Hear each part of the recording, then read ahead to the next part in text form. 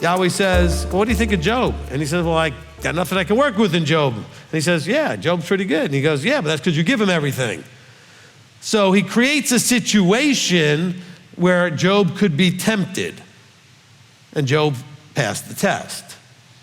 So it's not like this accuser, this trier, this tester just accuses, because remember, Job does not get accused of anything initially because there's nothing to accuse except saying you spoiled him. So he's actually accusing Yahweh, not Job, right? So the tempter first is tempting to see if he can draw out of you something to accuse you for. So the accusations are not just generated out of this other entity.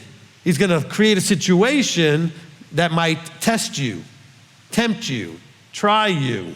And because of that, you may choose poorly. And if you choose poorly, you'll have something that can be an accusation now against you, because now you've done something. The tempter does a lot of his work when you're in a weakened state. That's kind of what I'm trying to bring out here. In understanding HaSatan, we should understand that you will mostly deal with that in a weakened state. That's the same thing with Job. He said, I can't do anything with Job. He's so strong. There's no weaknesses. He's spoiled. He has abundance life. His family's great. His wealth is great. Everything's great. There's nothing to work with here. Take away stuff, put him in a weakened state and see if he doesn't curse you to your face. Abba allows this stuff to play out sometimes because he wants to see how you handle a weakened state. Because it's in the weakened state that you may be more susceptible to fail the test. Not susceptible to the influence, it's still a test of you. We don't point the finger and blame HaSatan. Point the finger at yourself. You failed the test. He just created an environment, or maybe you created the environment that you were susceptible because you did dumb things that left you in a weakened state. He's already told me I'm going to have all of these things anyway. Why do I need to listen to you? Which, by the way, that same thing applies to you guys. He's already told you what's in your future. Why are you being tempted and distracted by others who want to tempt you with a different future? Or not so much a different future, because this really isn't a different future. Yeshua is going to get all of this anyway. But it's a different way to get there. See, Satan was saying, I give it to you right now. Yeshua was told, you're going to get it when I give it to you. I'm going to place all these things under your feet. Satan is saying, hey, just worship me, I'll give it to you now. That's also part of our problem, isn't it? The metaphors that are all in this beautiful little situation here is, we have a real problem with delayed gratification. Because you'll want to take the shortcut saying, oh, but I can have it now. But you were promised it later. But this one said I can have it now.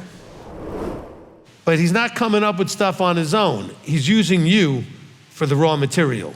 So what he does to you, he doesn't do to the person sitting next to you because you're different. And he knows what works on one is not what's going to work on the other.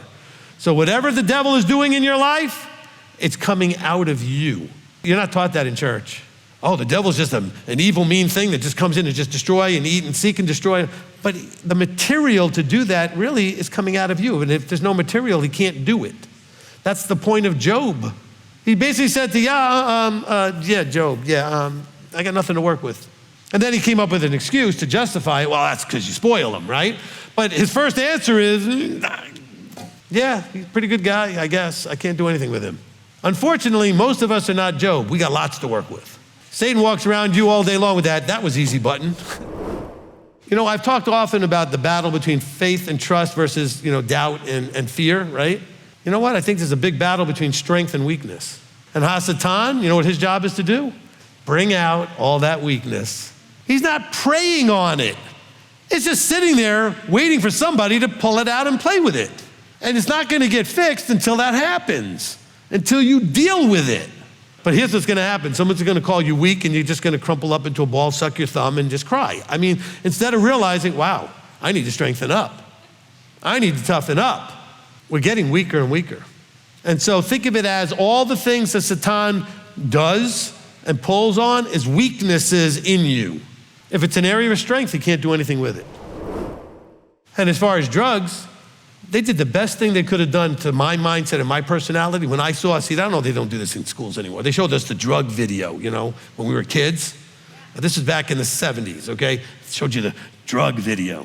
And something they said in the drug video hit my buttons, which was, it can affect your DNA and your genetics that you pass down to the next generation.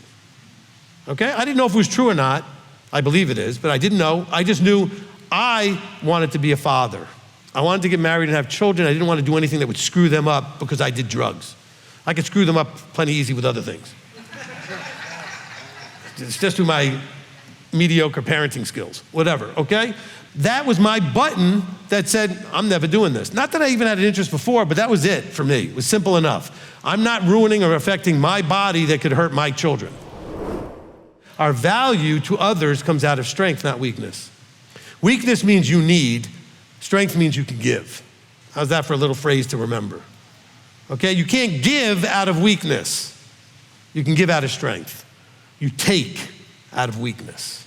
You want to be a giver, get strong. Okay, you can't give out of weakness. And HaSatan's role, is to exploit your weakness. Now, Abba lets him do that so you can realize, oh man, I'm weak in that area. I got to fix that.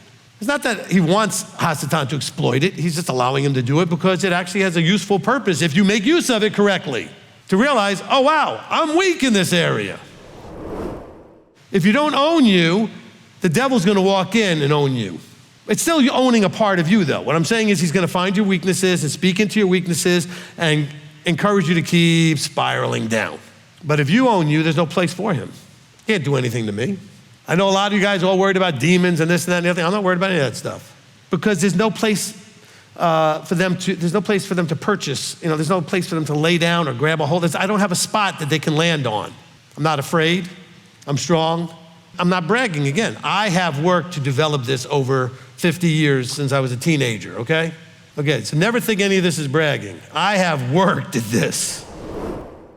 The devil, Satan, the adversary, he knows you. Problem is, you act like you don't know you. You hear me? He knows you. Inside out, top to bottom, emotions, health, in every area of your life, he knows you. Problem is, you don't know you in some areas. Or if you do, you ignore it, you don't listen to it, you don't learn from it. That's why he knows what buttons to push. I promise you, he never tries to push the alcohol drug button with me because there's no point. So he's looking for the ones that there's a point. So he has my passwords never work. It says when the devil had ended every trial, he went away from him until a convenient time.